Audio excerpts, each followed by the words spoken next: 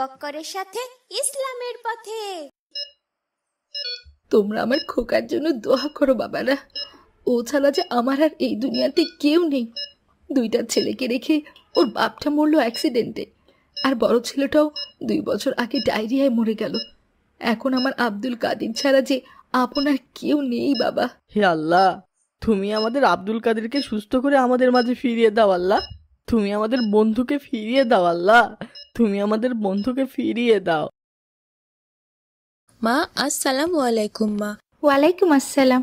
তুমি কি স্কুলের জন্য বের হয়েছো বাবা? জি মা, বাইরে তো প্রচন্ড শীত পড়েছে। আমি কি আমার নতুন শীতের পোশাকটা পরে স্কুলে যাব আজ? হ্যাঁ বাবা, অবশ্যই, না হলে ঠান্ডা লেগে যেতে পারে তোমার। আমার নতুন শীতের জামাটা কোথায় রেখেছো মা? চলো আমি তোমাকে পরিয়ে দিই। মাশাআল্লাহ, নতুন শীতের পোশাকে তোমাকে সুন্দর মানিয়েছে বাবা। আমি বের হচ্ছি তাহলে। আসসালামু আলাইকুম। ওয়ালাইকুম আসসালাম। আম্মাজি, স্কুলে যাচ্ছি। বাইরে তো অনেক শীত রে বাপধন, শীতের পোশাকটা পরে বাইরে যাও। মা, আমার তো কোনো শীতের পোশাক নেই। তোমার ভাইয়ারটা পরে যাও বাবা, ও তো আর দুনিয়ায় নেই। আম্মাজি, ওটা তো আমার গায়ে ঠিকঠাক লাগেই না, দেখতে কেমন দেখা যায়। না রে বাবা, ওই শীতের ড্রেসটা পরলে তো আমার আব্দুল কাদেরকে রাজপুত্রর মতো দেখায়। ওইটা আমার অনেক বড় হয় আম্মাজি, পা পর্যন্ত চলে যায় একেবারে। আমি সুন্দর করে ভাঁজ করে পরিয়ে দিব, দেখবে আর বড় হচ্ছে না। আর ওটা কি সুন্দর লাল টকটকে রং, তোমাকে একবারে টুকটুকে সুন্দর দেখাবে। সত্যি আম্মাজি? তাহলে আমাকে ওটাই পরিয়ে দাও, ওটা পরে স্কুলে যাব আমি।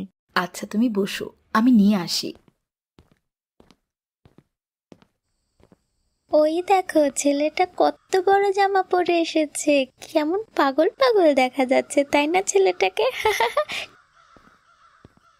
কি যে ভয়ানক শীত পড়েছে, সবাই শীতে তো অতিষ্ঠ হয়ে গেছে। তাড়াতাড়ি বাসায় ফিরতে হবে। আমার অবস্থা খারাপ ভাই।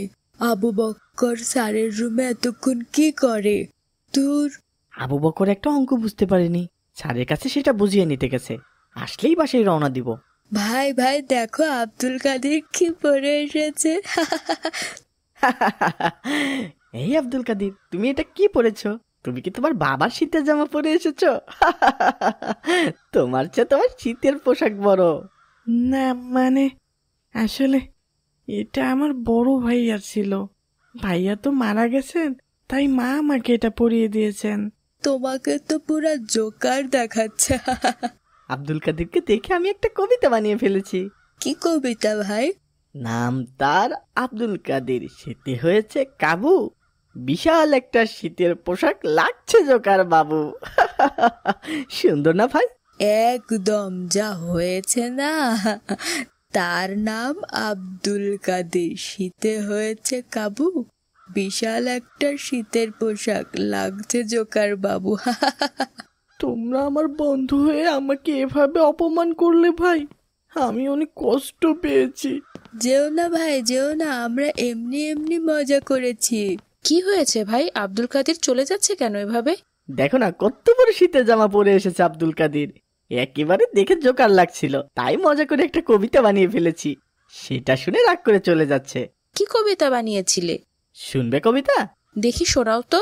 নাম তার আব্দুল কাদের, শীতে হয়েছে কাবু, বিশাল একটা শীতের পোশাক লাগছে জোকার বাবু। সুন্দর না ভাই?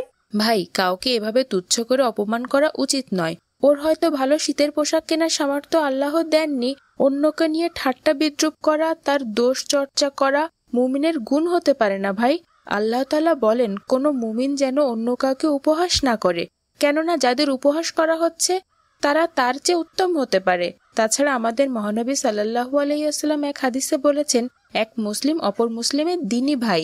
একজন মুমিন ব্যক্তি তার ভাইয়ের ওপর অবিচার করবে না, তাকে অপদস্থ করবে না, অবজ্ঞা করবে না। ভাই, আমাদের ইসলাম এটা পছন্দ করে না। আরে আমি তো এমনি এমনি মজা করেছি শুধু। চলো এইবার বাসায় যাই, প্রচন্ড শীত বাইরে, হাত পা শক্ত হয়ে আসছে আমার। ঠিক আছে ভাই। মা, মা তুমি আমাকে মিথ্যা বলেছো। আমার বাপজানের কি হয়েছে, কান্না করছে কেন? আমার রাজপুত্রটা কান্না করলে আমার যে বুকের ভেতরে কষ্ট হয় বাবা। আমি রাজপুত্র না ঘোড়ার ডিম? তুমি আমাকে মিথ্যা বলেছো। আমার শীতের পোশাক দেখে সবাই অনেক হাসাহাসি করেছে, আমাকে লজ্জা দিয়েছে। তুমি আমাকে মিথ্যে বলেছো। আমাকে একটুও রাজপুত্রের মতো দেখাচ্ছে না। মিথ্যা বলিনি বাবা, আমার চোখে তো আমার আব্দুল কাদেরই রাজপুত্র। ওরা হয়তো বুঝতে পারেনি। আমার কাছে টাকা থাকলে আমি আমার বাপজানের জন্য বাজারের সবচেয়ে সুন্দর শীতের জামাটা কিনে দিতাম বাবা। কি করবো রে বাপজান, অভাবের সংসার কত জোড়া তালি দিয়ে যে যাচ্ছে রে বাবা। থাক মা, আমার শীতের জামা লাগবে না। তুমি ভাত দাও, আমার অনেক ক্ষুধা পেয়েছে। ঠিক আছে বাবা, তুমি হাত মুখ ধুয়ে পরিষ্কার হয়ে নাও। আসিফ আজ এশা নামাজে আসেনি ভাই? আমি ডাকতে গিয়েছিলাম, বলে বাইরে অনেক শীত, এত শীতের ভেতর মসজিদে যেতে পারবো না, তুমি চলে যাও। ভাই, আমারও এত শীতের মধ্যে ফজর আর এশার নামাজ আদায় করতে অনেক কষ্ট হয়। মুমিনের কাছে কনকনে শীত ঠান্ডা আরেক ইমানি পরীক্ষা ভাই। এ কারণেই প্রিয় নবী সাল্লাল্লাহু আলাইহি ওয়াসাল্লাম জাহান্নাম ও গোনাহ থেকে মুক্তি লাভে শীতকালকে ইবাদতের বসন্তকাল বলেছেন। রাসূল সাল্লাল্লাহু আলাইহি ওয়াসাল্লাম বলেন, শীতের প্রচন্ড কষ্ট সত্ত্বেও যে সঠিকভাবে অজু করে নামাজ আদায় করবে, আল্লাহ তার পাপ মোচন করবেন, তার মর্যাদা বৃদ্ধি করবেন। সুবহানাল্লাহ, তাহলে তো এই শীতে আমাদের বেশি বেশি ইবাদত করা উচিত ভাই। হ্যাঁ ভাই, দেখো তো ওইটা আব্দুল কাদির না? হ্যাঁ ভাই, কিন্তু এত ভয়ানক শীতের মধ্যে সামান্য টি শার্ট পরে নামাজে এসেছো, ওর শীত লাগে না? আব্দুল কাদির ভাই, এদিকে এসো। আসসালামু আলাইকুম ভাই। ওয়ালাইকুম আসসালাম। তুমি শীতের পোশাক পরোনি কেন ভাই? আমার শীতের পোশাকটা একটু বড়, তাই সবাই হাসাহাসি করে, তাই পরিনি। তুমি তো অসুস্থ হয়ে যাবে, ঠান্ডা কাশি লাগবে, তোমার শীত লাগছে না? শীতের চেয়ে লজ্জা বেশি লাগে ভাই। সবাই অনেক হাসি তামাশা করে আমাকে দেখে। তাই বলে এত ভয়ানক শীতের মধ্যে শুধু টি শার্ট পরে বাইরে বের হয়েছো? তাড়াতাড়ি বাসায় চলে যাও ভাই। ঠিক আছে, আসি তাহলে। আসসালামু আলাইকুম ভাই। ওয়ালাইকুম আসসালাম। মা, আমি স্কুলে যাচ্ছি। বাপজান, তুই আজকেও শুধু টি শার্ট পরে স্কুলে যাচ্ছিস? এত শীতে মানুষ বের হতে পারছে না, আর তুই এইভাবে প্রতিদিন শুধু টি শার্ট পরে বাইরে ঘুরে বেড়ালে তো অসুস্থ হয়ে যাবি রে বাপজান। সবাই শুধু আমাকে নিয়ে ঠাট্টা করে, আমার অনেক কষ্ট হয় মা। আমাকে যতদিন না ভালো শীতের পোশাক কিনে দেবে, ততদিন আমি শুধুই টি শার্ট পরেই বাইরে যাব। বাবারে, আমার কাছে টাকা থাকলে তো আর এই কষ্ট আমি তোকে করতে দিতাম না। হে আল্লাহ, তুমি আমার ছেলেটাকে দেখে রেখো আল্লাহ, তুমি তো হেফাজতকারী আল্লাহ, আমার সন্তানকে হেফাজত করো আল্লাহ। আসসালামু আলাইকুম ভাই, ভয়ানক এক দুঃসংবাদ আছে। ওয়ালাইকুম আসসালাম। কি দুঃসংবাদ ভাই? আব্দুল কাদের অনেক অসুস্থ, আইসিইউতে ভর্তি আছে, ওর মা শুধু কান্না করছে।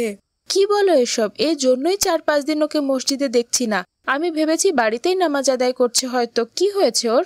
ওর শীতের পোশাক নিয়ে সবাই মজা করত, এই জন্য লজ্জায় শীতের পোশাক না পরেই এই শীতের ভেতরে বাইরে বের হতো। এখন ঠান্ডা লেগে নিউমোনিয়া হয়ে গেছে, অনেক শ্বাসকষ্ট হচ্ছে। হে আল্লাহ, তুমি হেফাজতকারী। ও এখন কোন হাসপাতালে আছে ভাই?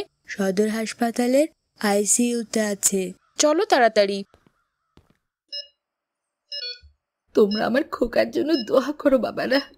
ও ছাড়া যে আমার আর এই দুনিয়াতে কেউ নেই।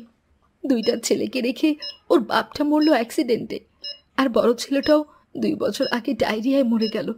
এখন আমার আব্দুল কাদির ছাড়া যে আপনার কেউ নেই বাবা। তোমরা দোয়া করো, তোমরা দোয়া করো। খালাম্মা, ধৈর্য ধরুন, আল্লাহ নিশ্চয়ই আমাদের আব্দুল কাদিরকে সুস্থ করে দেবেন ইনশাল্লাহ।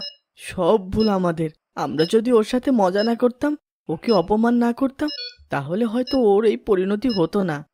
আমাদের অপমান থেকে বাঁচার জন্যই তো আব্দুল কাদের এই কঠিন শীতের মধ্যেও শীতের পোশাক পরেনি। হ্যাঁ ভাই, আমাদের নিজেদের সামান্য মজার জন্য ওকে নিয়ে ঠাট্টা মশকরা করেছি, তুচ্ছ তাচ্ছিল্য করেছি। আমাদের জন্যই আজ আব্দুল কাদের এত ভয়ানক বিপদে পড়েছে ভাই। হে আল্লাহ, তুমি আমাদের আব্দুল কাদেরকে সুস্থ করে আমাদের মাঝে ফিরিয়ে দাও আল্লাহ।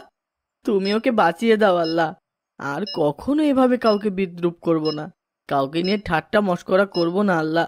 তুমি আমাদের বন্ধুকে ফিরিয়ে দাও আল্লাহ, তুমি আমাদের বন্ধুকে ফিরিয়ে দাও। কার্টুন বানিয়ে ঘরে বসে আয় করুন লক্ষ লক্ষ টাকা। যদি আপনার একটি ল্যাপটপ অথবা কম্পিউটার থাকে, তাহলে আপনিও বানাতে পারেন আমাদের মতো মজার মজার কার্টুন গল্প। আমাদের রয়েছে cartoon making zoom live course. এই কোর্সটির মাধ্যমে বানাতে পারেন ইসলামিক গল্প, রূপকথার গল্প, ভূতের গল্প, টুনটুনের গল্প সহ সব ধরনের কার্টুন গল্প। কোর্স ফি জানতে নিচে যে কোনো লিঙ্কে